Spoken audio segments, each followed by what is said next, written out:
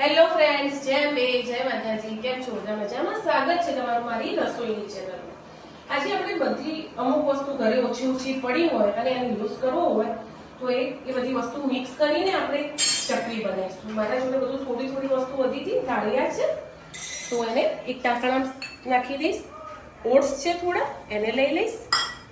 પૌવા છે એ બી અંદર એડ કરી દઈશ અને થોડી સોજી છે એ બી એડ કરી એને મસ્ત ધીમા તાપે આપણે શેકી લઈશું 5 થી 7 મિનિટ સુધી. શેકાઈ ગયું છે. હવે કરી દઈશું ગેસ બંધ અને એને 5 મિનિટ ઠરવા દઈશું. હવે આપણે નાના જારમાં એને એડ કરી દઈશું અને મસ્ત લોટની જેમ પીસી લઈશું.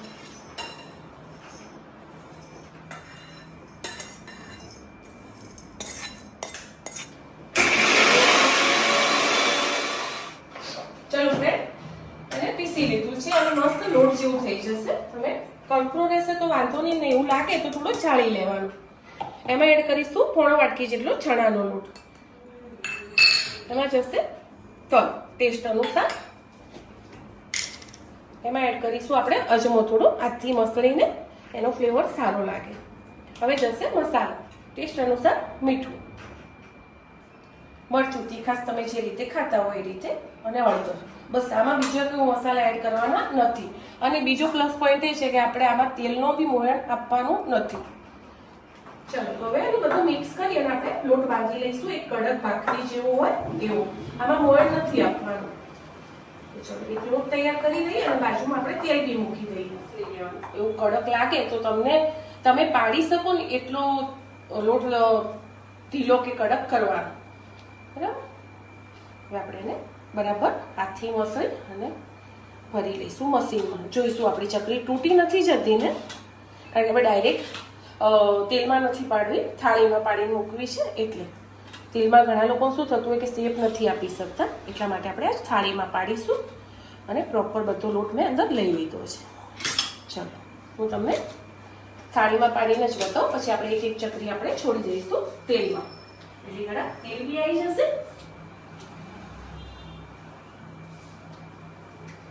આ રીતે આપણે પહેલા દેખી લેવાનું છે. આ રીતે પડવી જોઈએ ચકરી. હવે આપણે એને થાળીમાં શેપ આપીશું ધીમે ધીમે.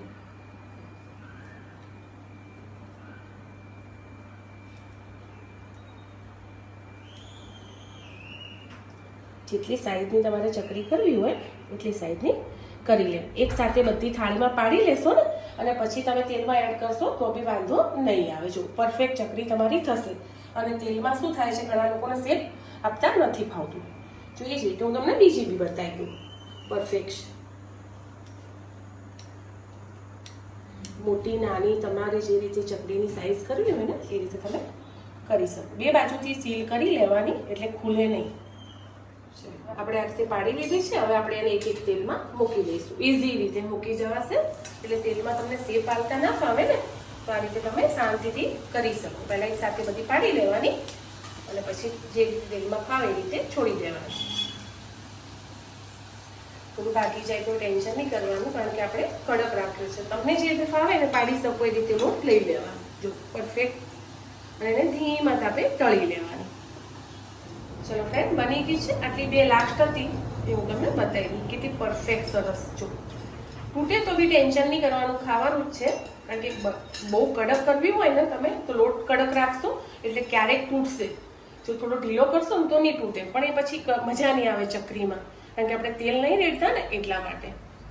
તો ચોક્કસથી બનાવજો, ટ્રાય કરજો. હું તમને બતાવું કે કેટલી ક્રિસ્પી બી બને છે. ઠંડી હોય એવી છે ને, હજુ ગરમ છે એટલા માટે તમને એકદમ ઠરેલી બતાવું. સોફ્ટ બી એટલી છે અને બહારથી કડક બી તમને એટલી લાગશે.